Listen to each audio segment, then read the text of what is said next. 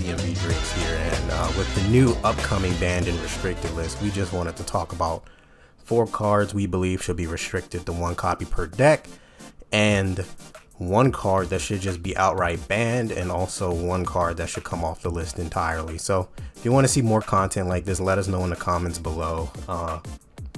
Also, thank you for all the feedback we received for the last tier list. I'll make sure when we do the EX7 tier list that we will include cards, decks like Kintorismon, decks like Lusamon, and somebody want a cross heart. So I'll make sure we add those to the tier list next time in about a month.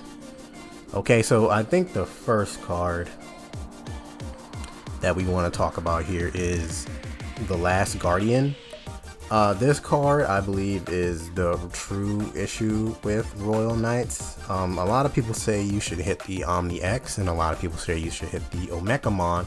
But when I really thought about it, is as little counterplay as the Omegamon and the Omni have, I believe the Last Guardian is the true issue with the deck. Because if you really think about it, if you establish 2 or 3 Last Guardians on the board, it makes Omnimon more resilient to your card effects. Like, it's much more difficult to remove Omnimon once they have 2 Last Guardians out. You have to commit a lot of resources just to removing 1 card, which could be incredibly difficult. Also, the search from the Last Guardian is incredibly strong. Last Guardian can search Last Guardian, which is already busted enough, but also it can add Cool Boy, and then the super rare Cool Boy is incredibly good, making your Omni X's super cheap. And going into EX10, where there's a lot of tamer hate in this set, the Last Guardian kind of makes a lot of that obsolete, because if they have 1 or 2 Last Guardians in security and you so happen to hit it out of security, not necessarily trash, but just when you swing at your opponent's security and they reveal the Last Guardian, typically they could play Omegamon or a Cool Boy from hand or trash without paying the cost, and then they get to place the Last Guardian into the battle area as well. So I believe the card just does entirely too much. If you look at cards like Doru Greymon from BT7, which gave protection and a security check on 1 card, it just like it's capable of things that I don't think was intended for the game. Now, a lot of people will disagree. A lot of people will say Omegamon is the issue, but just personally, Last Guardian has to go to 1 copy per deck. Next is Growman X Antibody. I don't think I need to say why this deck should be hit, or this card I should say should be hit. It just enables a lot of degenerate strategies, and it's an engine that is so splashable and diverse that it ruins the card pool for the game. Like, why would you use any other card or any other level 4 or any other bottom base for a deck if you can just throw Growman X Antibody into it with a couple of guilds and then the tournament pack Digimon, and just kind of loop Gallants over and over again. I want to talk about Gravity Crush. Gravity Crush is one of those cards that was bad in its inception in BT1. Like, no one played it in BT1. Very few people played it in BT1. And it just, as TCGs go over the course of time, cards just become more abusable. Easier way to maneuver to get up your line. It just makes the game flow in a way I don't think it was intended. It also hurts really bad when your opponent has 0 cards in their deck and then they just held all their Gravity Crushes to the last moment, and then they used 3 of them back to back, and then they're playing like rushed BT13 Gallantmons and rush promo Gallantmons, and they're just swinging you down and going in crimson mode and everything. It just gets a little too. The next card we want restricted is Digivolution Plugin S, which by itself is a fantastic card, but with the introduction of Scrambles just made this card better. This card is like a scramble on crack almost. Scrambles are way more restricted in the Digimon TCG. Like, Scrambles, you have to Digivolve into that specific Scramble's color. Like, if you use a red Scramble, you have to Digivolve into a red Digimon. Digivolution plugin S allows you to digivolve one of your Digimon into a Digimon card in your hand that could digivolve for a Digivolution cost of 3. So it's not even reducing it by 3. It's if it has a cost of 3 anywhere, even if it's black card text, this will allow them to digivolve into that card.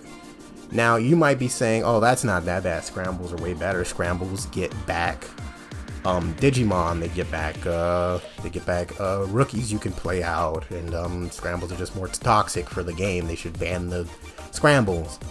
I would agree with you, except there's counterplay to the scrambles. You know, because scrambles play out a 2000 DP Digimon, there has to be a if you have a Floodgate out or a Crimson Blaze active, or even a Virus Imperial Dramon fighter mode active where you can't activate on plays, or even just a Volder arm as well. If you have those cards active, that kind of limits what you can do with the scramble. Even a card like Medieval Gallant, you'll get the search off for the scramble, yes, but you will lose that Digimon as soon as all your effects resolve, because that's what Medieval does.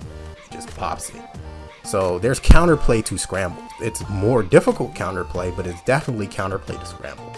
Digivolution plugin S has very little counterplay. Out of security, you reveal the top 3 cards of your deck. You get to add a Digimon card among them to your hand. Place the bottom in any deck, and place the remaining cards at the bottom of your deck in any order, and then you get to add the card to hand. So it's a search on top of being a possible reduction later. It's much easier to activate out of security than a scramble. A lot of people want scrambles to be hit, but the issue with hitting scrambles, and even to that extent things like training, is it'll slow down the major decks like Sakuya and Gallant, but it also makes slower decks worse. And when you lose trainings, decks that have in archetypal search become a lot better, like CS, because they become more consistent while other decks lose their consistency. Now the card that should be outright banned is Scio and Co.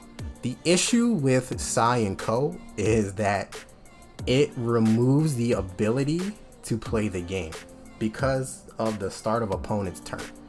Because a lot of effects happen during either the unsuspend phase or the main phase, and the start of opponent's turn happens before unsuspension, it can interrupt the opponent's entire turn. A common example I like to use is with Shivamon in BT4 Kari Kamiya. This is really old, when Shivamon first came out.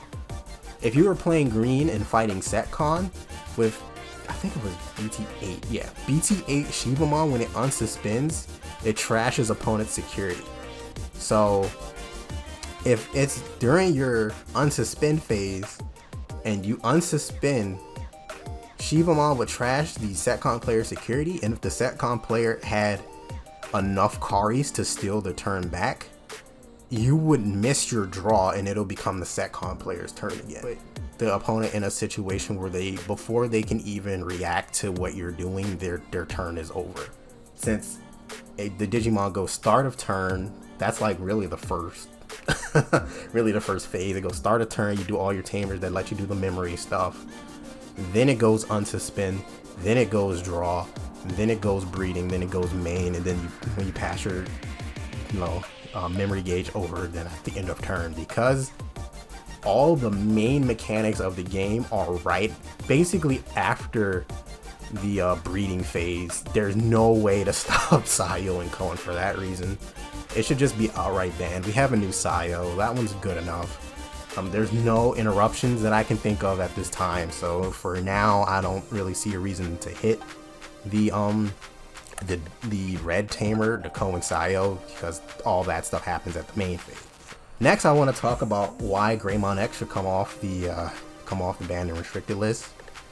With trainings and scrambles and every deck having their own in-archetype memory gain or ways to cheat into level 4s and 5s and 6s and 7s even, Greymon X's ability to just speed up Greymon to the point where it becomes relevant again is totally fine. Yes, in EX10 there's new Black or Gray support that could make this better, but in theory shouldn't make it as any better than it already is when so many other decks do what Greymon X anybody can do, and even better. The game has sped up in a way where Greymon X is still slow enough to see play. Even if you have 4 copies of Greymon X, that does not mean that you will be able to even see all 4 copies. Greymon naturally is a bricky deck, and it's rare to even have a deck that sees a Greymon X antibody. Sometimes if you just have like Agumon, Greymon, and then Metal Greymon, to even just